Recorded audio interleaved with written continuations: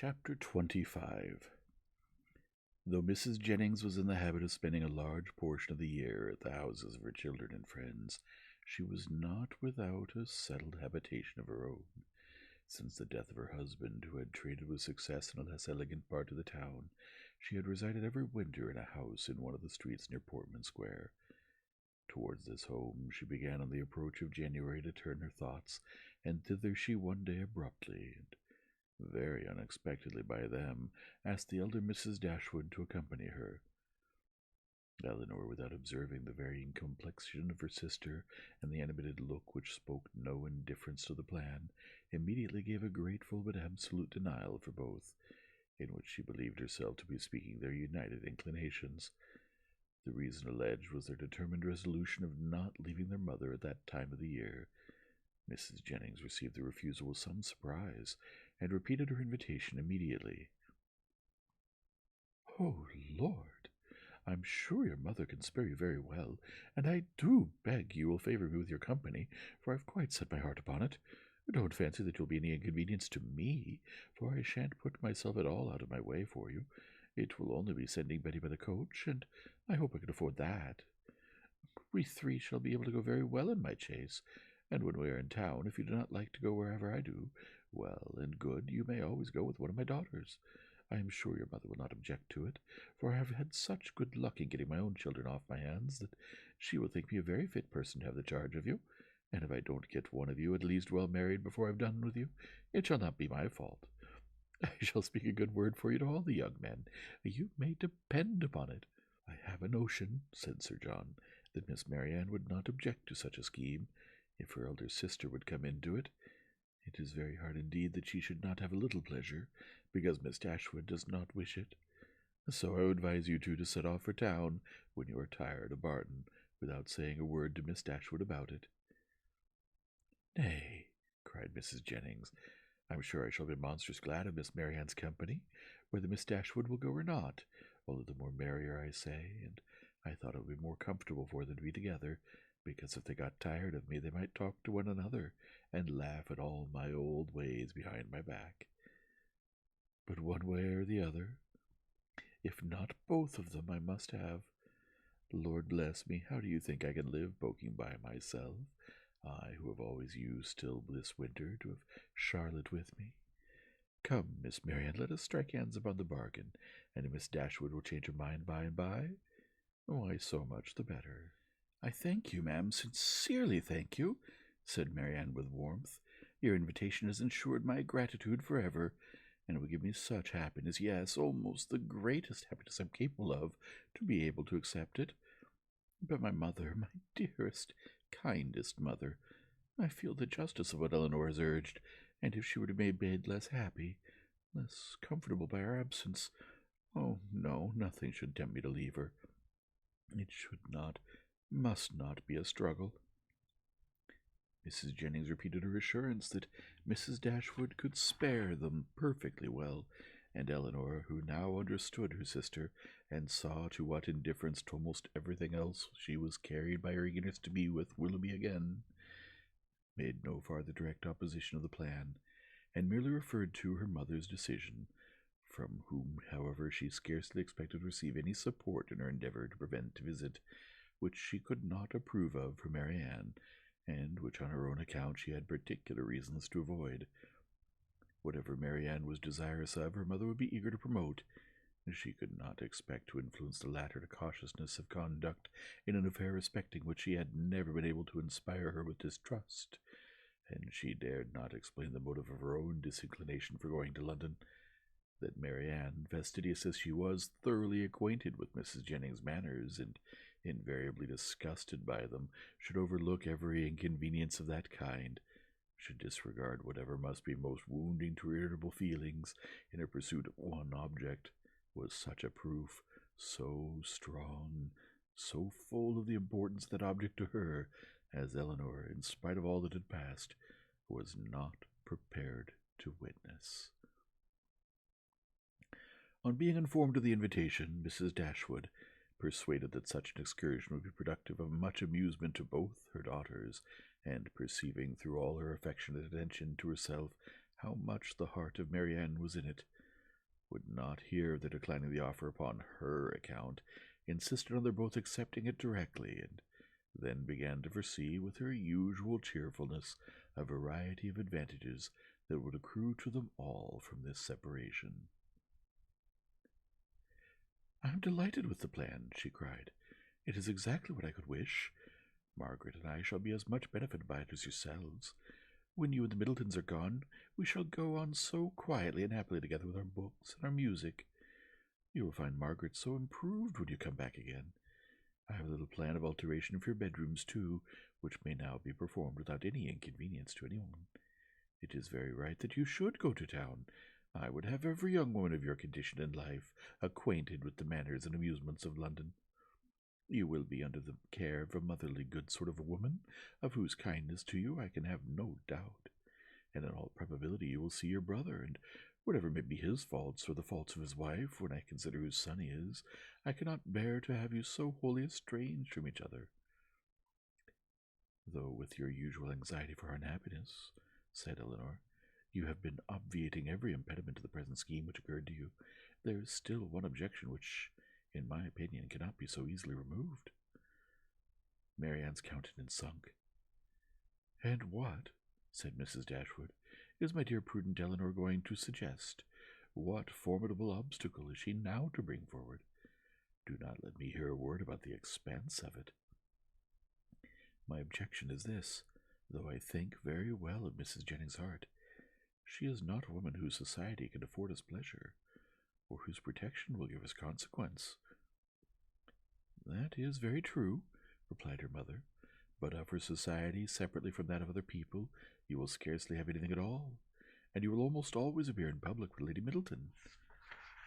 If Eleanor is frightened away by her dislike of Mrs. Jennings," said Marianne, "at least it would not prevent my accepting her invitation. I have no such scruples, and I am sure I could put up with every unpleasantness of that kind with very little effort." Eleanor could not help smiling at this display of indifference towards the manners of a person to whom she had often had difficulty in persuading Marianne to behave with tolerable politeness, and resolved within herself that if her sister persisted in going, she would go likewise, as she did not think it proper that Marianne should be left to the sole guidance of her own judgment. It proper that Marianne should be, or that Mrs. Jennings should be abandoned to the mercy of Marianne for all the comfort of her domestic hours.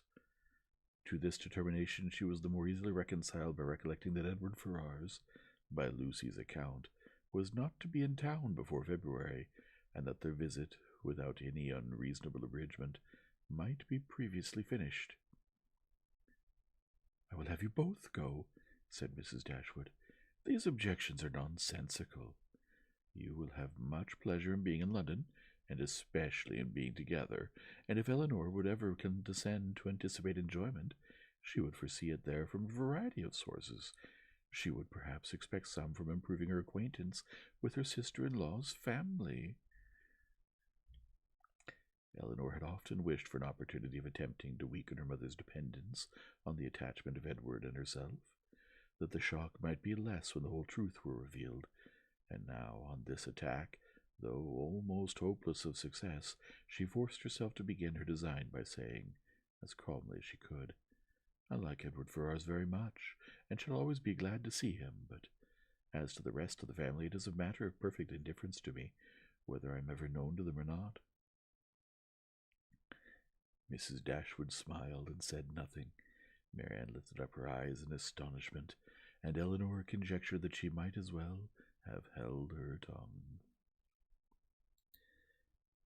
After very little farther discourse, it was finally settled the invitation should be fully accepted. Mrs. Jennings received the information with a great deal of joy, and many assurances of kindness and care. Nor was it a matter of pleasure merely to her. Sir John was delighted, for, to a man whose prevailing anxiety was the dread of being alone, the acquisition of 2 to the number of inhabitants in London was something. Even Lady Middleton took the trouble of being delighted, which was putting herself rather out of her way, and as for the Miss Steeles, especially Lucy, they had never been so happy in their lives as this intelligence made them. Eleanor submitted to the arrangement which counteracted her wishes, with less reluctance than she had expected to feel. With regard to herself, it was now a matter of unconcern whether she went to town or not, and when she saw her mother so thoroughly pleased with the plan, and her sisters exhilarated by it in look, voice, and manner, restored to all her usual animation, and elevated to more than her usual gaiety, she could not be dissatisfied with the cause, and would hardly allow herself to distrust the consequence. Marianne's joy was almost a degree beyond happiness, so great was the perturbation of her spirits and her impatience to be gone. Her unwillingness to quit her mother was her only restorative to calmness, and at the moment of parting her grief on that score was excessive. Her mother's affliction was hardly less, and Eleanor was the only one of the three who seemed to consider the separation as anything short of eternal. Their departure took place in the first week in January. The Middletons were to follow in about a week. The Miss Steeles kept their station at the park, and were to quit it only with the rest of the family. Chapter 26. Eleanor could not find herself in the carriage with Mrs. Jennings, and beginning a journey to London under her protection and as her guest, without wondering at her own situation. So short had their acquaintance with that lady been, so wholly unsuited were they in age and disposition, and so many had been her objections against such a measure only a few days before. But these objections had all, with that happy ardor of youth which Marianne and her mother equally shared, been overcome or overlooked, and Eleanor, in spite of every occasional doubt of Willoughby's constancy, could not witness the rapture of delightful expectation which filled the whole soul and beamed in the eyes of Marianne, without feeling how blank was her own prospect, how cheerless her own state of mind in the comparison, and how gladly she would engage in the solicitude of Marianne's situation to have the same animating object in view, the same possibility of hope. A very short time, however, must now decide what Willoughby's intentions were. In all probability he was already in town. Marianne's eagerness to be gone declared her independence on finding him there, and Eleanor was resolved not only upon gaining every new light as to his character, which her own observation or the intelligence of others could give her, but likewise upon watching his behavior to his sister with such zealous attention as to ascertain what he was and what he meant before many meetings had taken place. Should the result of her observations be unfavorable, she was determined at all events to open the eyes of her sister. Should it be otherwise, her exertions would be of a different nature. She must then learn to avoid every selfish comparison, and banish every regret which might lessen her satisfaction in the happiness of Marianne. They were 3 days on their journey, and Marianne's behavior as they travelled was a happy specimen of what future complaisance and companionableness to Mrs. Jennings might be expected to be. She sat in silence almost all the way, wrapped in her own meditations, and scarcely ever voluntarily speaking, except when any object of picturesque beauty within their view drew her from an explanation of delight exclusively addressed to her sister. To atone for this conduct, however, Eleanor took immediate possession of the post of civility which she had assigned herself, behaved with the greatest attention to Mrs. Jennings, talked with her, laughed with her, and listened to her whenever she could. And Mrs. Jennings, on her side, treated them both with all possible kindness, was solicitous on every occasion for their ease and enjoyment, and only disturbed that she could not make them choose their own dinners at the inn, nor extort a confession of their preferring salmon to cod, or boiled fowls to veal cutlets. They reached town by 3 o'clock the third day, glad to be released after such a journey from the confinement of a carriage, and ready to enjoy all the luxury of a good fire. The house was handsome, and handsomely fitted up, and the young ladies were immediately put in possession of a very comfortable apartment. It had formerly been Charlotte's, and over the mantelpiece still hung a landscape in colored silks of her performance, in proof of her having spent 7 years at a great school in town to some effect. As dinner was not to be ready in less than 2 hours from their arrival, Eleanor determined to employ the interval in writing to her mother, and sat down for that purpose. In a few moments Marianne did the same. "I am writing home, Marianne," said Eleanor. Had not you better defer your letter for a day or two?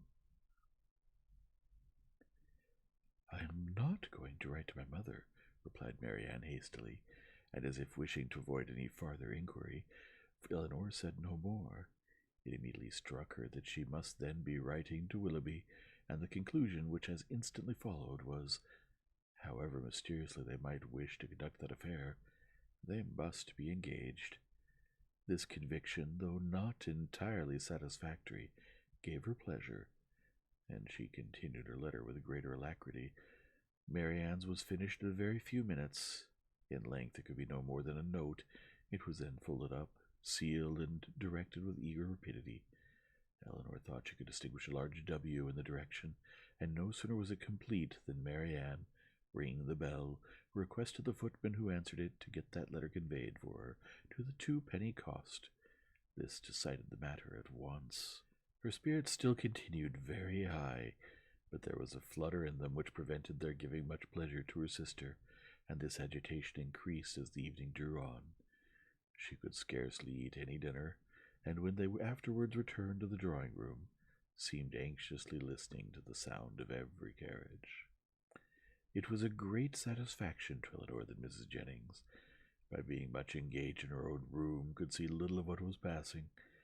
The tea-things were brought in, and already had Marianne been disappointed more than once by a rap at a neighboring door, when a loud one was suddenly heard, which could not be mistaken for one at any other house.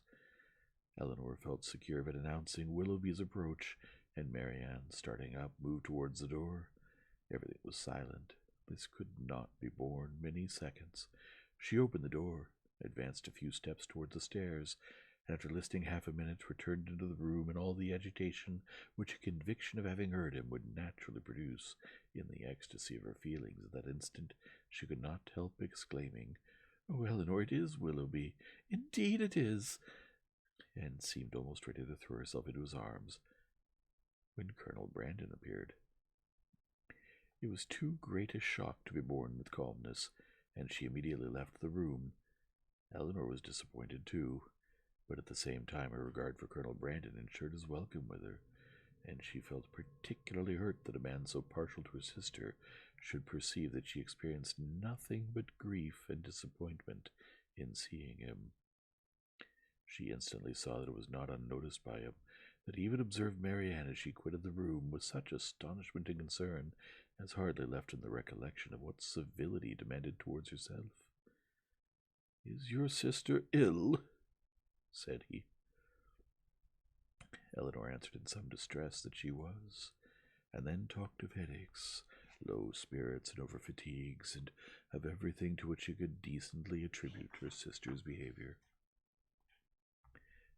He heard her with the most earnest attention, but, seeming to recollect himself, said no more on the subject, and began directly to speak of his pleasure at seeing them in London, making the usual inquiries about their journey and the friends that they had left behind. In this calm kind of way, with very little interest on either side, they continued to talk, both of them out of spirits, and the thoughts of both engaged elsewhere. Eleanor wished very much to ask whether Willoughby were then in town, but she was afraid of giving him pain by any inquiry after his arrival, and at length, by way of saying something, she asked if he had been in London ever since she had seen him last. "Yes," he replied, with some embarrassment. "Almost ever since. I have been once or twice at Delaford for a few days, but it has never been in my power to return to Barton." This, and the manner in which it was said, immediately brought back to her remembrance all the circumstances of his quitting that place, with the uneasiness and suspicions they had caused to Mrs. Jennings, and she was fearful that her question had implied more such curiosity on the subject than she had ever felt. Mrs. Jennings soon came in. "Oh, Colonel," said she, with her usual noisy cheerfulness, "I am monstrous glad to see you. Sorry I could not come before. Beg your pardon, but I've been forced to look about me a little and settle my matters, for it's a long while since I've been at home, and you know one has always a world of little odd things to do after one has been away for any time. And then I've had Cartwright to settle with. Lord, I have been busy as a bee ever since dinner. But pray, Colonel, how came you to conjure out that I should be in town today? I had the pleasure of hearing it at Mr. Palmer's, where I've been dining. Oh, you did? Well, and how do they all do at their house?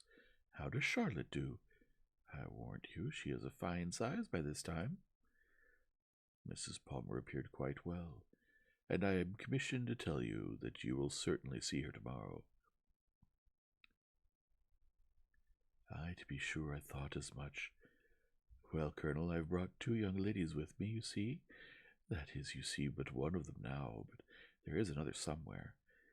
Your friend, Miss Marianne, too, which you will not be sorry to hear. I do not know what you and Mr. Willoughby will do between you about her. It is a fine thing to be young and handsome. Well, I was young once, but I never was very handsome. Worse luck for me. However, I got a very good husband, and I don't know what the great beauty can do more. Ah, poor man. He has been dead these 8 years and better. But, Colonel, where have you been to since we parted? And how does your business go on? Come, come, let's have no secrets among friends. He replied with his customary mildness to all her inquiries, but without satisfying her in any. Eleanor Mao began to make the tea, and Marianne was obliged to appear again. After her entrance, Colonel Brandon became more thoughtful and silent than he had been before, and Mrs. Jennings could not prevail on him to stay long. No other visitor appeared that evening, and the ladies were unanimous in agreeing to go early to bed. Marianne rose the next morning with recovered spirits and happy looks. The disappointment of the evening before seemed forgotten in the expectation of what was to happen that day. They had not long finished their breakfast before Mrs. Palmer's barouche stopped at the door, and in a few minutes she came laughing into the room, so delighted to see them all that it was hard to say whether she received most pleasure from meeting her mother or the Miss Dashwoods again. So surprised at their coming to town, though it was what she had rather expected all along. So angry at their accepting her mother's invitation after having declined her own, though at the same time she would never have forgiven them if they had not come. "Mr. Palmer will be so happy to see you," said she. "What do you think he said when he heard of your coming with mamma? I forget what it was now, but it was something so droll." After an hour or two spent in what her mother called comfortable chat, or in other words, in every variety of inquiry concerning all their acquaintance on Mrs. Jennings' side, and in laughter without cause on Mr. Palmer's, it was proposed by the latter that they should all accompany her to some shops where she had business that morning, to which Mrs. Jennings and Eleanor readily consented, as having likewise some purchases to make themselves, and Marianne, though declining it at first, was induced to go likewise. Wherever they went, she was evidently always on the watch. In Bond Street especially, where much of their business lay, her eyes were in constant inquiry, and in whatever shop the party were engaged, her mind was equally abstracted from everything actually before them, from all that interested and occupied the others. Restless and dissatisfied everywhere, her sister could never obtain her opinion of any article of purchase, however it might equally concern them both. She received no pleasure from anything, was only impatient to be at home again, and could with difficulty govern her vexation at the tediousness of Mrs. Palmer, whose eye was caught by everything pretty, expensive, or new, who was wild to buy all, could determine on none, and dawdled away her time in rapture and indecision. It was late in the morning before they returned home, and no sooner had they entered the house than Marianne flew eagerly upstairs, and when Eleanor followed, she found her turning from the table with a sorrowful countenance, which declared that no Willoughby had been there. "Has no letter been left here for me since we went out?" said she to the footman, who then entered with the parcels. She was answered in the negative. "Are you quite sure of it?" she replied. "Are you certain that no servant, no porter, has left any letter or note?" The man replied that none had. "How very odd," said she in a low and disappointed voice. as she turned away to the window. How odd indeed, repeated Eleanor within herself, regarding her sister with uneasiness. If she had not known him to be in town, she would not have written to him as she did. She would have written to Combe Magna, and if he is in town, how odd that he should neither come nor write. Oh, my dear mother, you must be wrong in permitting an engagement between a daughter so young, a man so little known, to be carried on in so doubtful, so mysterious a manner. I long to inquire, but how will my interference be borne? She determined, after some consideration, that if appearances continued many days longer, as unpleasant as they now were, she would be representing in the strongest manner to her mother the necessity of some serious inquiry into the affair. Mrs. Palmer and two elderly ladies of Mrs. Jennings' intimate acquaintance, whom she had met and invited in the morning, dined with them. The former left them soon after tea to fulfill her evening engagements, and Eleanor was obliged to assist in making a whist table for the others. Marianne was of no use on these occasions, as she would never learn the game, but though her time was therefore at her own disposal, the evening was by no means more productive of pleasure to her than to Eleanor, for it was spent in all the anxiety of expectation and the pain of disappointment. She sometimes endeavored for a few minutes to read, but the book was soon thrown aside, and she returned to the more interesting employment of walking backwards and forwards across the room, pausing for a moment whenever she came to the window, in hopes of distinguishing the long-expected rap.